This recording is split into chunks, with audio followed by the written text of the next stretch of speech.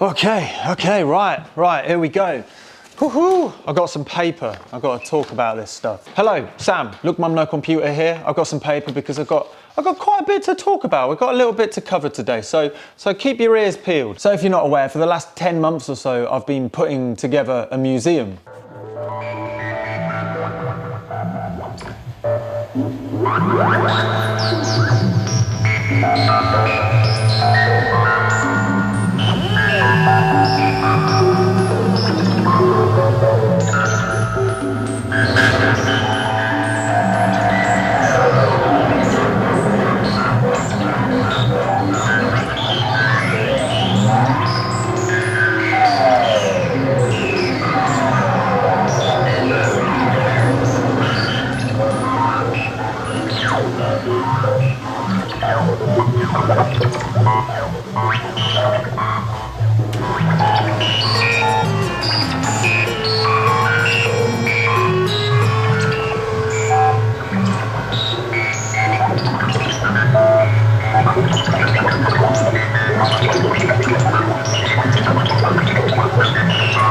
To say it's been hard work, I don't think is particularly right, because I'm a bit of a workaholic and that's sort of what I do. I sort of just get lost in projects.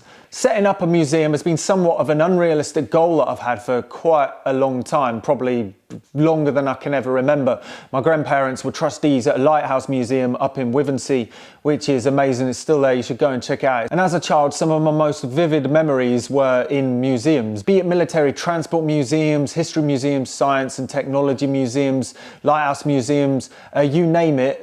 They seem to have made a mark on the development of myself as whatever the fudge I am. And yeah, it's been a bit of an unrealistic aim to sort of try and make a museum for a long time. Little did I know that I was actually going to fall into a situation where opening a museum made sense. But here we are, what the fudge, it's absolutely mad. With the amazingly generous support on things like Patreon and YouTube membership and stuff like that, which were initially set up to actually fund the machines that I was building for the videos like YouTube and stuff like that, well, it's sort of made it possible to set up this museum. Ever since I started Patreon, I set the museum as a top goal on it. I haven't got there yet, but I've somehow managed to make it work regardless. And I've managed to set up a museum on a reasonably tight budget. I haven't cut corners or anything. I'm just managed to be relatively thrifty about the whole process. But it's already been open for a few days. I decided to not really announce it that much, purely just to keep an eye on the numbers and stuff and just make sure that it's all just okay. And in its limited opening so far, it seems to have attracted all manner of people from different backgrounds and, you know, all ages, which I'm really pleased about. It's really nice to see that the younger generation and the kids, 10 years old and younger, are actually interested in this stuff and actually having their eyes open about being creative with electronics and technology. That is great to know. And I'm hoping what they see when they come here will somewhat inspire them in one way or another. The whole premise I try to follow when making videos and trying to do Look Mum No Computer channel and stuff like that is trying to be as inclusive as I can be, and you know, not trying to be elitist or anything like that, all of that crap. Like, it's just, life's too short. So yeah, this is a museum of experimental, obsolete, scientific and musical technologies, with all manner of random stuff that you might have not heard of before, or you might have just forgot about, or you're just like, what the heck is that? It's taken quite a bit to set up because I've been striving to make it as interactive as possible, and it's only really the start of this thing, as I'm going to keep on building on this. Obviously it takes a lot more time because you're trying to tick a lot more boxes, because obviously it's got to be safe, you've got to make sure things aren't going to break and stuff like that, and they're hardwaring. There's just a lot more things to add to the checklist than just making something. And throughout making things for art exhibitions, I learned that the hard way. Also, if you decide to come along, there is also a local technology museum called the Micro Museum, which focuses on micro electronics, including, you know, all manner of old school computers and computer games and stuff like that. It's really cool. Sadly, it's not open this year, but they'll be open next year. And it definitely makes the visit to the seaside a lot more worthwhile. With all of this in mind, this museum is changing its name. And after thinking about the name for the best part of 20 minutes, I think I've came up with one. So the museum is called This Museum Is Not Obsolete. I know it's quite clunky, right? But if you know me, you'll know that I am quite the fan of clunky names. In the logo, which I haven't drawn out yet, the not is going to either be in brackets or hyphens or whatever those things are called. So why is it called This Museum Is Not Obsolete? Well, last year I put out an EP called These Songs Are Obsolete. And I think both of these statements are pretty strong about what is trying to be done here. The thing is, to the untrained eye, a lot of things in this museum may be deemed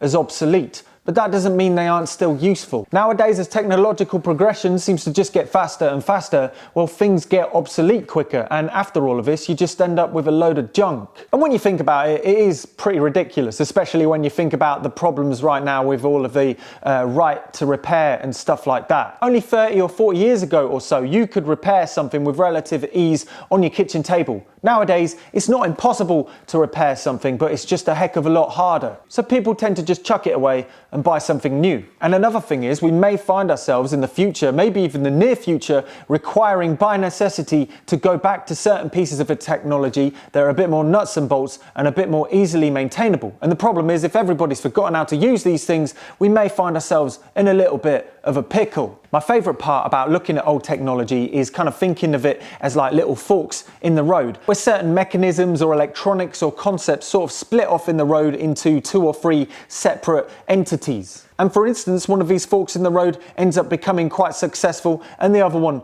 doesn't. And these reasons may not be down to the fact that one is better than the other, it's just happened. Usually when this happens, this fork in the road that isn't as successful, the progression, sometimes it doesn't stop, it just sort of slows down, and this one kind of accelerates off, and then that is the future over there. Well, a fun thought experiment is thinking about what would have happened if instead of it going that way, it went that way. It's really cool. So a lot of things in this museum that are either interactive or in displays and stuff may have certain concepts or mechanisms or electronics that in technology right now are not particularly popular. But who knows, maybe in the future these concepts may get revisited in certain reinvented forms. And the other thing this museum is about is like repurposing certain things to do things that they aren't originally intended to do, which is a whole different concept in itself. And I think it's really interesting, especially in the field of music. Taking things that aren't necessarily meant to be musical and making them musical is just a really fun and interesting concept, and it's just a really nice thinking game. Anyway, if you want to see more information about This Museum Is Not Obsolete, well, check below. There are links in the description to a second YouTube channel